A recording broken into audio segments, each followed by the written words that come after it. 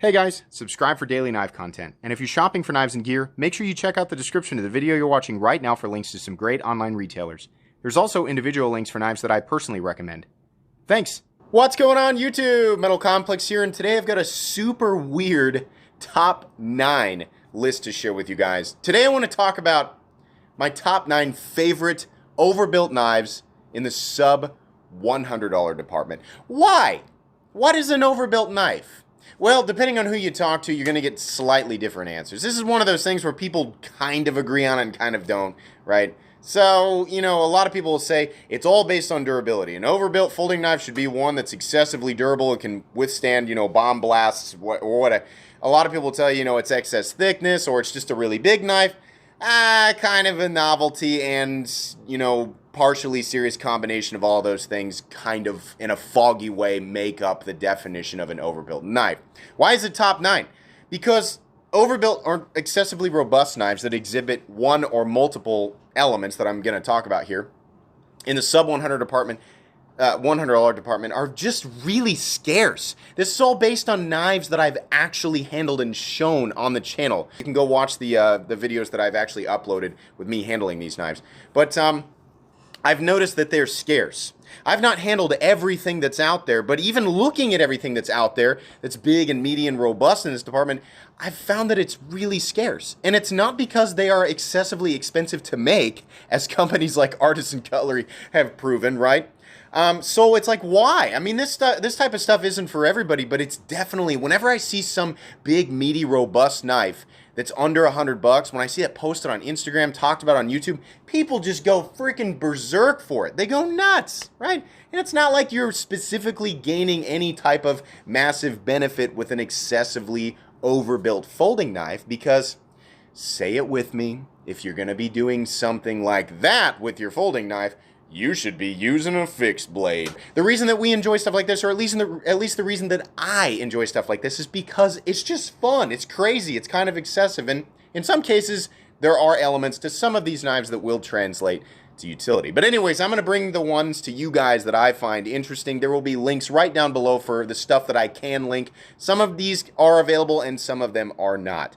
Thanks so much to my generous patrons who are supporting me right now. If you'd like to check out my Patreon, there's a link down there in the description as well. And please make sure to follow me on Instagram at metal_complex. First up, this is the CJRB Tigress. I have unboxed this knife on the channel. You guys have not seen the review yet, but you can go back and watch me handle it. This is not actually out yet. It'll be hitting retailers soon. This thing is super cool, and I think people are really going to like it.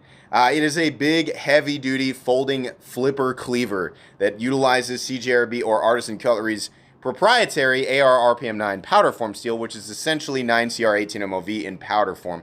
It's great stuff.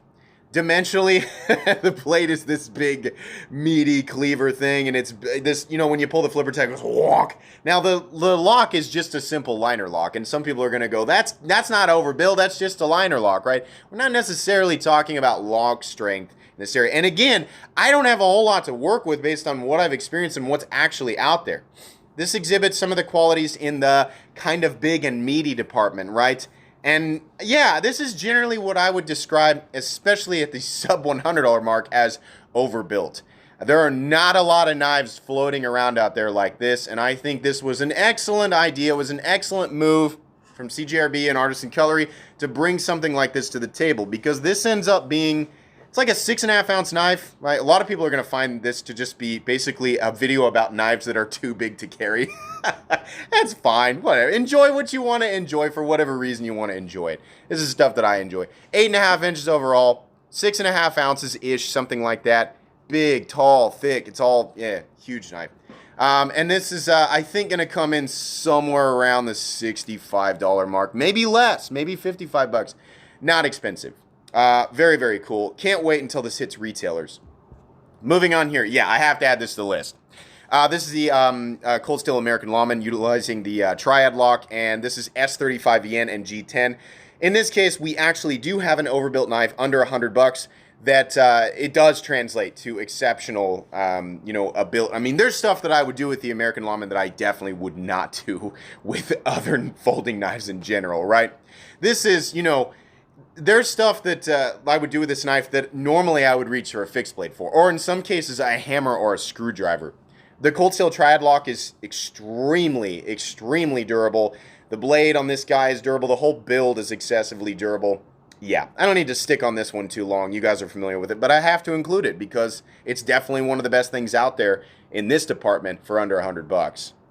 Moving on here, the off-grid Black Stallion. So when I looked at this knife the first time, I was like, oh, neat. It's like a little, you know, it's going to be a stumpy little kind of Warncliffe-y kind of blade. And it's going to have a flipper and it's a liner. Then I got this. Anybody who's got this knife is nodding along with me. This thing was huge. It's gigantic. That blade is so, excuse me, it's so tall. Oh my gosh. Off-grid knives is doing a great job of bringing some excess, like some ultra-capable knives that are using simple things like liner locks, but their liners are thicker, their scales are a little bit thicker, the blade stocks are thicker, but at the same time, their OEM does a great job with fit and finish and quality control. These are using materials like G10 and D2 in this case. They are running on bearings, or this guy is. And I think this guy comes in, I think, around the $65 mark. I can't remember, but it's definitely under $100. Oh my gosh, this thing it's crazy. I couldn't believe how big this guy was, right? And yeah, it does, like everything else on this list, it is going to create a hindrance for people who are used to carrying smaller knives. You're carrying this big, gigantic, clunky thing around. It's not adding any specific measurable difference in your the day-to-day convenience, right? But it is cool, and it does have that meaty sort of element that people like me look for and really appreciate, especially when you can find it at under $100. So while there are definitely more robust knives out there, right? I mean, again, comparing with knives that actually exist in the sub $100 mark, this thing is awesome. I really like this, and I think you guys would too.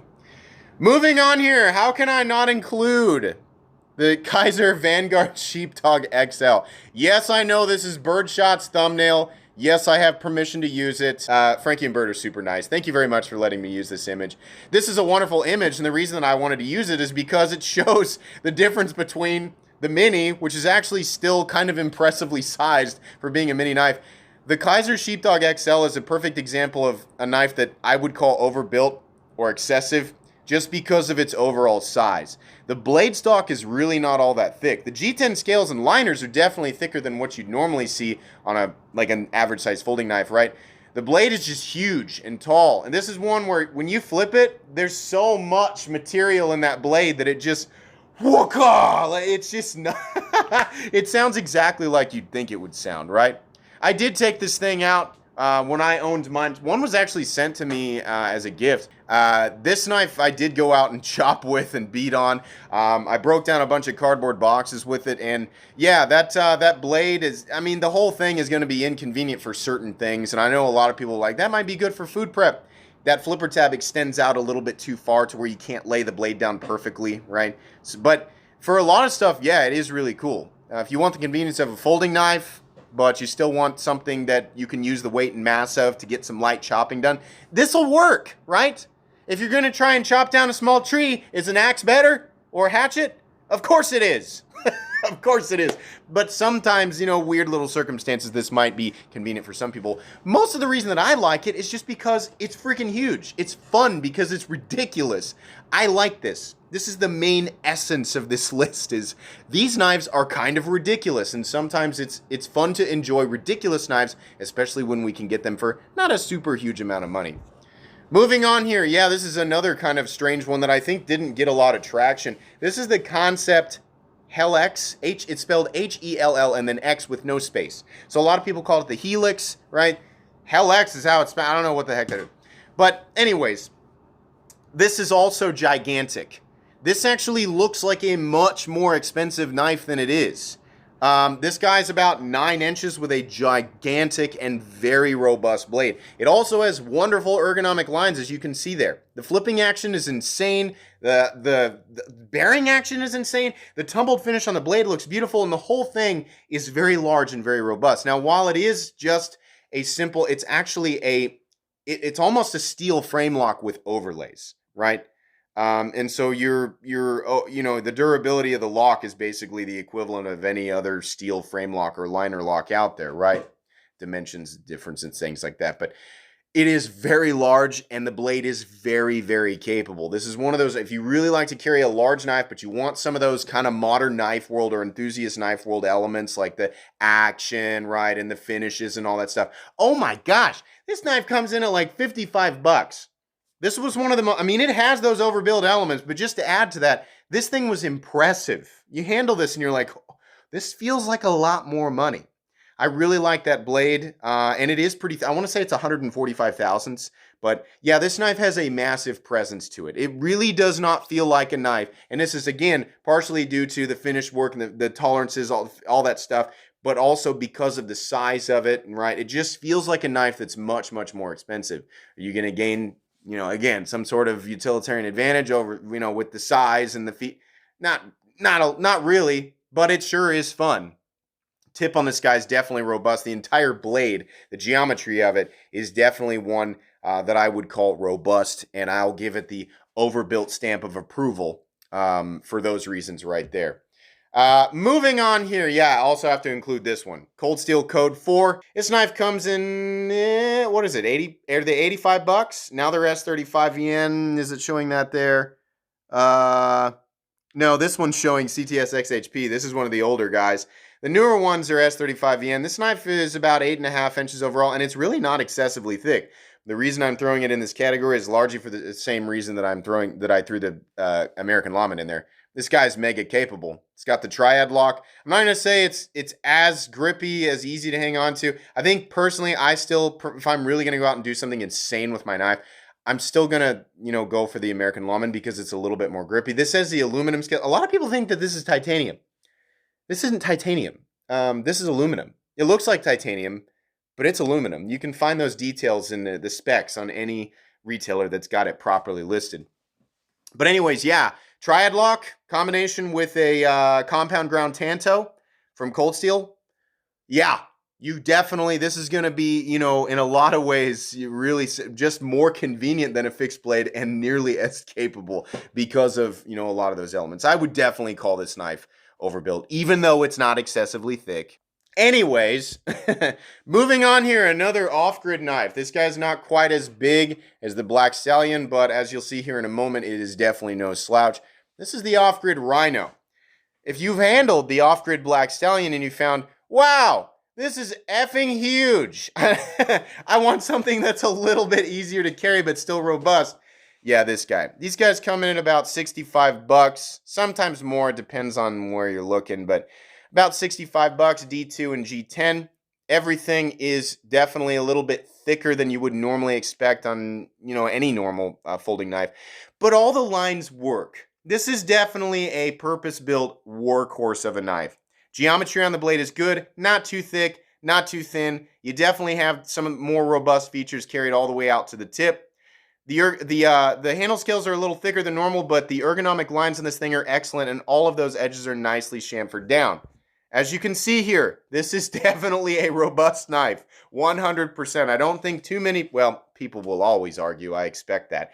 But yeah, most people, I think, looking at this image, you can see here what kind of knife you're looking at. You want a more reasonably sized flipper knife running on bearings that has some of these more robust features.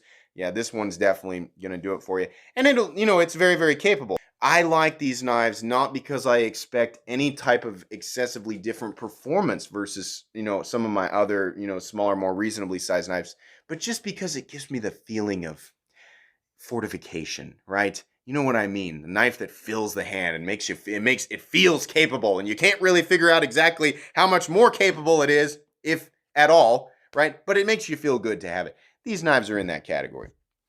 So here's the knife I was talking about that proved that overbuilt knives are not, exclusive to the to the extremely expensive area of the knife world, right? This thing is huge. And I mean, like, for people who consider overbuilt knives to, that they're exclusive to, like, really thick, like the thickness of everything means overbuilt. Here you go. And also, it does have an excess. There's a mechanism that it uses that increases its lock strength like tenfold. This is the Artisan Cutlery Proponent. This specific one is in G10 and D2, which is kind of hard to find, but I will point out you can go find the Smoky Mountain Knife Works exclusive, the brass one, which is humorously I mean, it also adds excess weight to it. It's already gigantic. What is this? 8.5, 8.75 inches, and then you have a blade stock thickness of 185 thousandths. This is a flipper running on bearings, believe it or not. And it has a massively robust Wharncliffe blade. It's huge. There are not, I remember a time in the knife world where anything with these dimensions just by default was $400 or more, right? That's just what it was, Medford. That's just what it was. But okay, those are made in the United States. These are made in China, right? But excess thickness does not mean that we have to pay that much more for it. What do these come in at? The G10 ones and the brass ones with D2 steel come in at like $60. It's not that expensive. That little pin there, once you flip it out, there's a hole that goes through the scales and through the blade. The knife comes with a little pin that you can screw in there that literally acts as a secondary lock, besides the liner lock. Now at this point, you will destroy every part of the knife before that lock disengages. It's essential. I mean like Tri-Lock fans are going to get mad. It's not the same thing. It's not the same thing, but the idea here, you've got extra points of contact. Can you imagine how much it would take, how much force it would take to basically smash that pin that's going through a barrel all the way through the scales, all the way through the blade and to the other side? No, every other part of the knife will break before that disengages. So yeah, I can call this hard use. The tip does get a little tiny bit thin, but, you know, even if you did snap a little portion of the tip, the vast majority of the knife is still usable. But this knife is so much in excess. It begs the question, you know, to be asked is, it seems like that there are just better tools all the way around. What specific circumstance do I really need this knife? This knife, this object specifically over any other tool in existence. 99.9% of the time, a different knife or a different tool is probably the better choice, but that doesn't matter. This knife exists, and the novelty of it is what makes it so fantastic. It is so unnecessary. I just love it. This is truly an overbuilt budget knife. Now, there's only one knife that I think is more preferable because of how what it is, how it's made, you know, kind of how it's priced. But I mean, basically, it translates to a more functional tool. The very best overbuilt knife under the $100 mark is the Cold Steel SR1. Metal Complex, that's a picture of the more expensive one. G10 and S35VN, that knife is $200. I know. I wanted to show this picture off because it shows the dimensions of this hulking monstrous beast, and then I will show you the version that's less expensive. There are two versions of this knife, drop point and tanto. Both of them have a blade stock thickness, much like the Artisan Cutlery Proponent, of 185 thousandths. Now, this definitely does add durability to the blade, right? You don't end up with a super thin edge, but you definitely end up with, if you're looking for just massive overbuiltness, right? For utility reasons or for novelty reasons, it's here. On top of that, this has one of the most robust triad locks that I've ever seen. It also has very thick scales. Again, this guy, $200. But this guy, the Cold Steel SR1 Lite, again coming in tanto or drop point, is $60. Now the materials change. You still have a steel triad lock. There's literally no difference between the strength and durability of the triad lock on this guy and the $200 one, right? You have injection mold plastic scales versus G10, which are arguably, in this thickness, there's no difference. They're both incredibly strong. It just comes down to how it feels, right? And then instead of S35VN, you have 8CR13 MOV. Honestly, it really just doesn't matter at this point. I mean, for what this knife is built to do, it doesn't really matter what the blade steel is made out of. For what this knife is built for, you will thrash almost any blade steel. 3V might have been the best choice for this blade, but that would have made it cost way more money, right? 8CR13 MOV, honestly, the steel is just kind of massively over. Would it have been better if it was something different? Well, sure. I would have taken AUS 10A in this thing. That would have been great, right? Or like 154 cm, fantastic, right? But it's 8CR, whatever. Yeah, this is like the ultimate mega beater at under $100. I definitely recommend this knife. In fact, my buddy came to me and he said, here locally, and he said, hey, I know you review knives. I know you look at a lot of expensive stuff. I'm seriously just, I love like some of those ones you've shown that are like big and thick and overbuilt, but I can't afford to pay $400, $500, $600. Is there anything like that? Like that's under $100? And I said, yes, there is, buddy. Yes, there is. It's the Cold Steel SR1 Lite. That would be my most recommended knife in that category. He bought it and loves it. He tells me weekly how much he loves using the thing. So, highly recommendable. Please check it out. To other knife manufacturers and OEMs, anybody who might, on the off chance, be watching this video, please, I would love to see more excessively robust knives in this area. It's just something that we don't see often, and maybe no one's calling for it. Maybe it's just me alone yelling into a tiny electronic rectangle that I want more inexpensive overbuilt knives, right? But if you agree with me, leave a comment about it. Let people know. Absolutely. This was fun to do. It was weird. I hope that at the very least it was mildly entertaining. If you enjoyed this video, please leave a like. If you'd like to check out my other content, I do, of course, have lots of videos of knives that are either expensive or inexpensive that I do or don't like, so check those out. And if you enjoy all my content, go ahead and click on that Metal Complex logo right there and subscribe because there's definitely more coming. Thanks again for watching, everybody, and have a great day.